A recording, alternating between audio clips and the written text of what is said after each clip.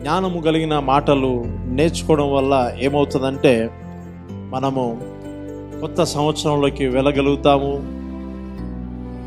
ఆ నేర్చుకున్న విషయాలు ఏం చేస్తుందంటే రాబో సంవత్సరంలో మనల్ని భద్రపరుస్తాయి, రెస్క్యూ చేస్తాయి, భద్రపరుస్తాయి. ఆమేన్, హల్లెలూయా. వింటున్నా ఎవరన్నా? కొన్ని నేర్చుకోవడం వల్ల, కొన్ని హ్యాబిట్స్, అలవాటు నేర్చుకోవడం వల్ల ఏమవుతుందంటే మనం సంవత్సరాలు దాటుతూ ఉన్నాం కాబట్టి అవి మనల్ని ఏం చేస్తాయంటే మన కుటుంబాన్ని, మనల్ని, మన పిల్లల్ని, మనకున్న ప్రతి ఒక్కరిని సంరక్షణలోకి నడిపిస్తాయి. ఓకే, విశ్వాసులు ఒక్కరే ప్రతిదానికి ప్రిపేర్ అవుతారు. అవిశ్వాసులు ఏం చేస్తారంటే ఏదైతే జరుగుతుందిలే అని అనుకుంటారు. అవునా?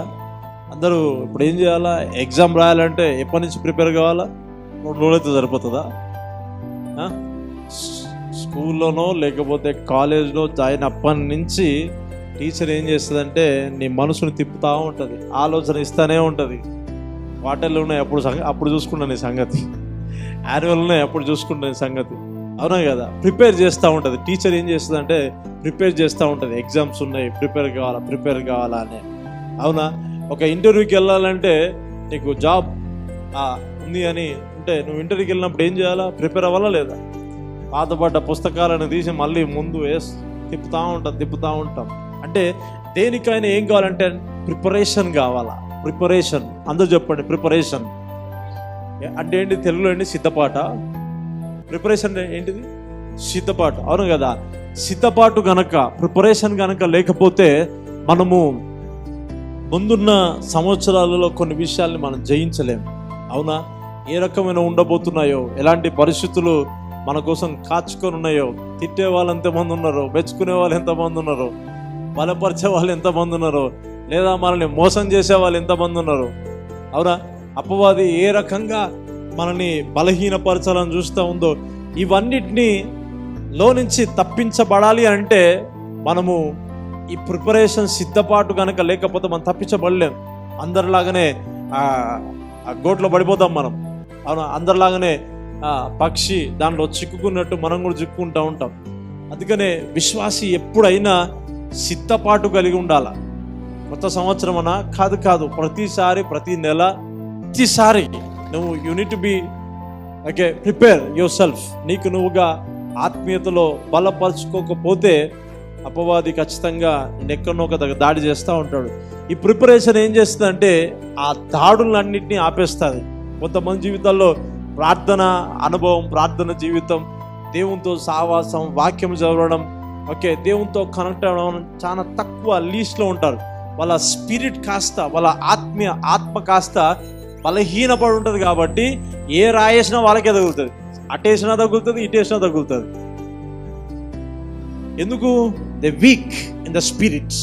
ఆత్మీయతలో వాళ్ళు బలహీనంగా ఉన్నారు కాబట్టి వాళ్ళు ఏం మాట్లాడాలో, ఎలా వ్యవహరించాలో, ఆ పరిస్థితిని ఎలా, దాని విషయాన్ని చూడాలో, ఎలా మాట్లాడాలో తెలియకపోవడం వల్ల వాళ్ళు ఖచ్చితంగా దానిలో పడిపోతారు.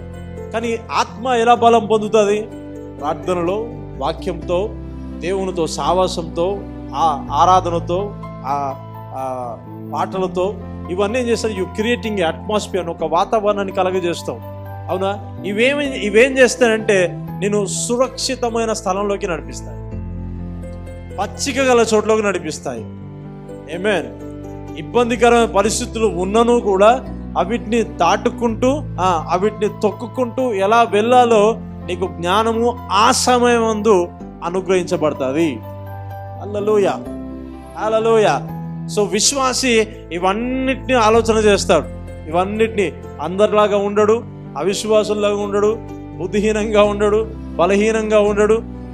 తనకు తాను ప్రభు నన్ను చూస్తున్నాడు, ప్రభు నాకు గొప్ప సంవత్సరాలు ముందు పెట్టాడు, నేను ఇంకా నా డ్రీమ్స్, నా విజన్స్ ఎన్నో ఫుల్ఫిల్ చేసుకోవాలా, నా కుటుంబం, నా జీవితాల్లో ఇంకా గొప్ప కార్యాలు చూడాలంటూ తనకు తాను ఎప్పటికప్పుడు సిద్ధపడుతూ ఉంటాడు. ఉపవాసాలు చేస్తూ ఉంటాడు, ప్రార్థన చేస్తూ ఉంటాడు, కుటుంబాన్ని సంరక్షించుకోవడానికి రాత్రనగా పగలనగా ప్రార్థన చేస్తూ ఉంటాడు.